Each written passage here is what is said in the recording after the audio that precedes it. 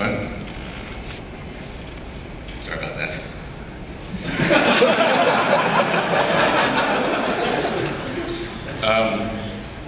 It's a little angry making. Andy invited Jonah and I here to talk about projects that we had launched over the last year, and only today did we find out it was called Worst Websites Ever. And in full disclosure, you invest in my company, so I can't really be part of this competition. Some of the funds from that investment went to these projects. That's right. How many of you guys experienced Unter Twitter? Any of you? Unter Twitter basically was a Twitter client which alerted you when Twitter kicked off your favorite Twitter clients from their service. Unfortunately, we were kicked off in the very first week it launched.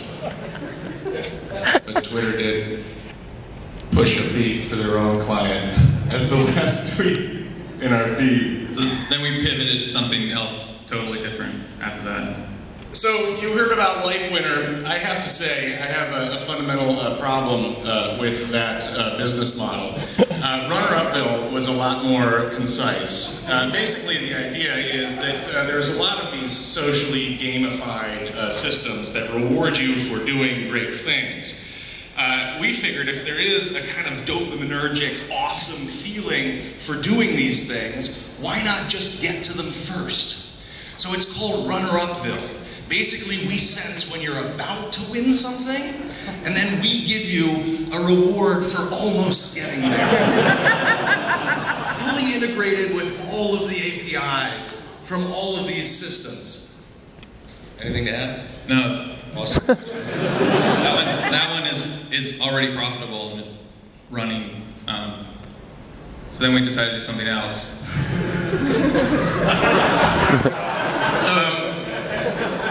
So there is something called a virtual pet cemetery, but these virtual pet cemeteries are full of shit. Because they're virtual cemeteries for your real pets. This is a virtual cemetery for your virtual pets that you neglect in virtual spaces. So the deal is, it's free, right? You can bury any of your virtual pets underground for free. A week later,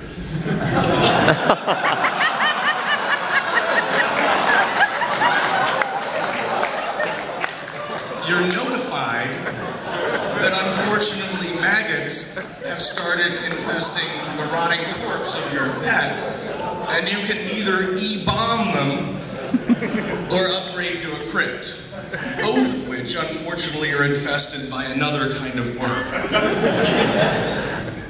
Also profitable. We were amazed at how much maggots upset people.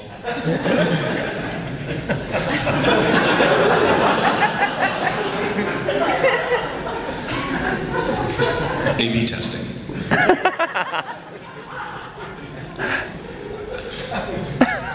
This is a concept called Craigslist Mechanical Turk, and it's actually how we created this entire presentation. Craigslist Mechanical Turk is fairly simple. A client has some sort of a design request. Craigslist Mechanical Turk places a whole bunch of ads on Craigslist for amazing, amazing jobs. So it's important that the jobs have really good benefits, good salaries, but also let people work with interesting technologies and are at hot startups or cool companies. Yeah. And so you need people to be really motivated, because the next step. Right, so people see these job postings and they're like, this is awesome. And right at the bottom it says, you know, because we get a lot of spam on Craigslist, can you please just do this quick little design challenge? So what we do is we cut up the big project overall into small chunks. Like, for example, if you were a small coffee shop in Phoenix, Arizona, called the Tea Leaf, what would your logo look like? Do a quick pass. And then, since that's a PHP-generated page, we just replace it with the next one where we show that logo and we say, please criticize this logo and suggest better suggestions, and it goes forward until eventually you have the entire project done. That's Craigslist. Yeah, and you know, one thing to keep in mind is you all realize that the anticipation of a new job is a lot more exciting than any job you actually get. So it actually is good for the users as well, because they get excited about the job and they do some interesting work. And like once you actually get the job, it usually sucks anyway. So it just takes that whole part of having the job out of the equation.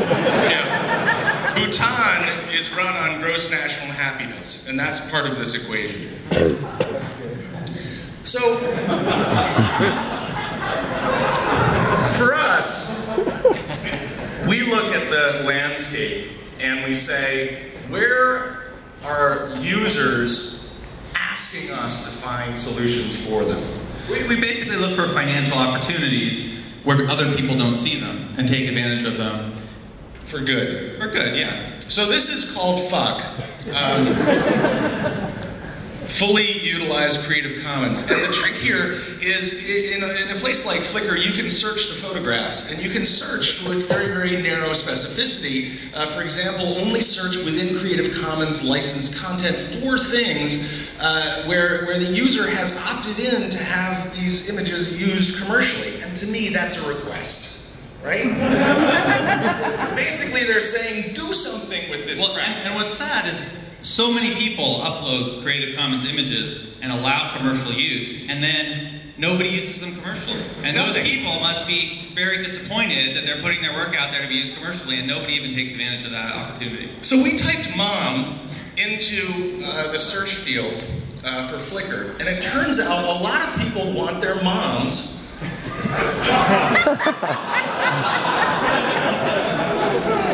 used for something commercial. These are people who have outlived their reproductive use on this planet.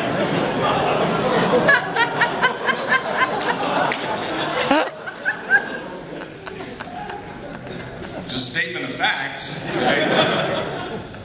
And now they're saying, we want our moms to give something back even more. So these are literally people who take pictures of their mom and then check a box that says, use this for commercial purposes. So we came up with